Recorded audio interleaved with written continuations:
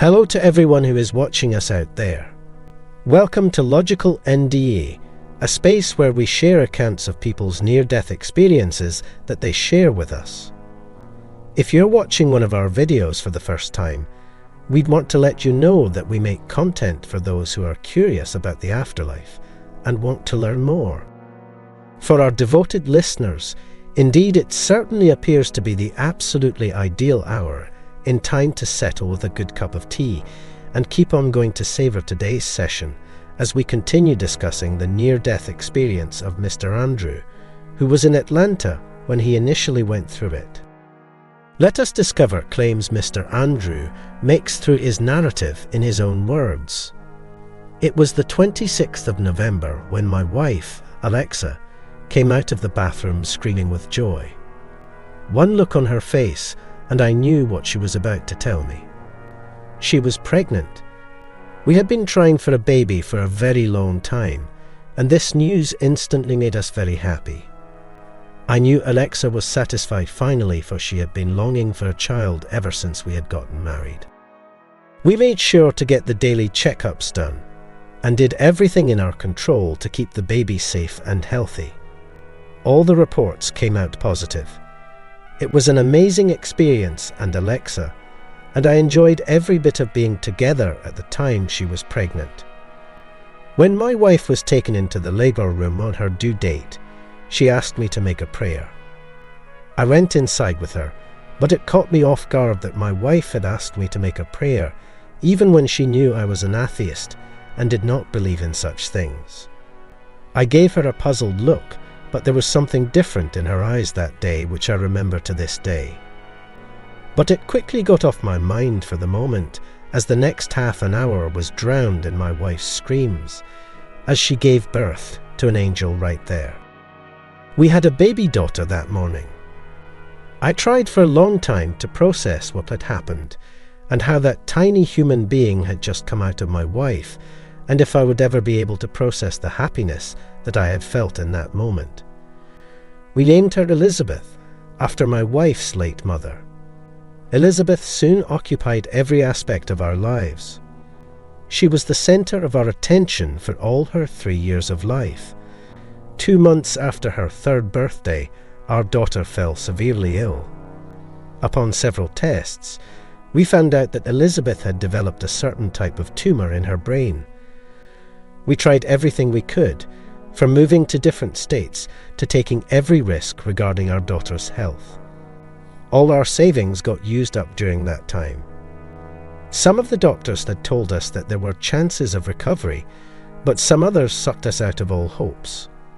We were being prepared for every moment, but when it came, neither me nor my wife was ready for it. Exactly a week after her 5th birthday, we lost Elizabeth.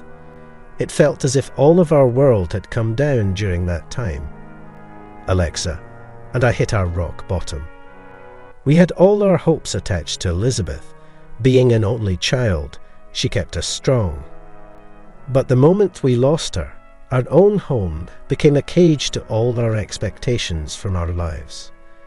It was a very harsh time for both of us. If you truly enjoy seeing these kinds of stories, we would greatly appreciate your support by liking, sharing, and subscribing to our channel. You can do this to keep informed about all of our new releases, including this one. A week after Elizabeth's funeral, at around 2 p.m, Alexa had gone out for a walk. I was trying to sleep in my room when I heard a voice from the lounge. It was Elizabeth's voice. I called out her name twice, and I just heard her cackling somewhere. As soon as I got up to follow her voice, I felt dizzy and fell straight on the floor, hitting my head on the dresser. I passed out right away. When I opened my eyes, I was surrounded by the most beautiful lush greenery. The air smelled of roses and lilies. I could hear the water somewhere. I had heard of descriptions of heaven from my wife, but never truly believed that it really existed. I was still in my doubts when I saw Elizabeth come running towards me, crying out, "Oh my God," very loudly. I broke down like a baby then. I held her in my arms and caressed her as she held me back.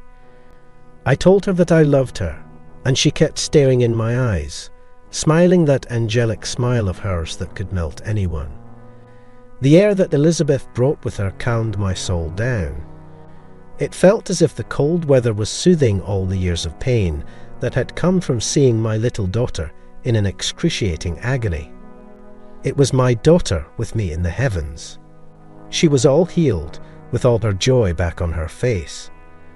I tried to get her to talk to me, but all that rang in my ears was her laughter. It started raining soon, and I made an effort to hide my child in my arms, but she ran away, playing with angels by her side. I ran after her. I even called out her name, but she didn't come back. There was a weird calmness in my soul at that moment, as if the pouring rain was bringing down the truth of the entire world upon me. There was light and hope in the heavens. I could have stayed there forever. I believed in everything and every goodness in the world once again, even my own self. At that moment, time went limitless. How long I stayed there with Elizabeth's laughter soothing my ears, I know not. It felt like ages had passed, and my daughter was close to me, playing all around me, running in circles. When my wife shook me awake about 10 minutes later, I was disappointed to find myself back in my room. That is when I realized where the disappointment was coming from. When I saw Alexa's eyes, I saw the same eyes our daughter had received from her. I hugged my wife and cried for hours as she embraced me. She later asked me to talk about what had happened to me. I told her about everything that happened and how God gave me a chance to meet our little Elizabeth in the heavens. She cried listening to what I told her about Elizabeth's smiles. That's when my wife reminded me of how I should thank God for the near-death experience of mine. My return to my religion began that day. I became a completely different person. In happiness of meeting Elizabeth again, I started reading more about religion, about goodness in this world, and the hereafter that has been promised by our Lord. It gave me a renewed purpose in this world. I started funds for cancer patients, and participated in all good activities that I could, and knew that only in the remembrance of God could the hearts find ease. I accepted how wrong I had been all my life to never once return to the Almighty for all the favours He has bestowed upon us. The incident became the highlight as well the huge turning point of my life. I had a lot to learn from my little daughter's journey of 5 years with us. The entire struggle during her lifetime as she fought with cancer became a story of strength for me and my wife, Alexa. It made me a much stronger person and increased my faith in God by hundreds of folds. It turned me from an atheist to a man on the way of finding God once again, and I will be ever thankful to my Lord for it. That was all from Mr. Andrew's experience. I hope that you enjoyed today's episode and had plenty of stuff to learn from. If you have any thoughts regarding her visit to the next world, make sure to leave a comment down below. Remember to be respectful at all times. In case you really liked this video, make sure to give it a thumbs up and spread it among friends who share the same interest of knowing about the afterlife experiences as you. Until the next time, stay blessed.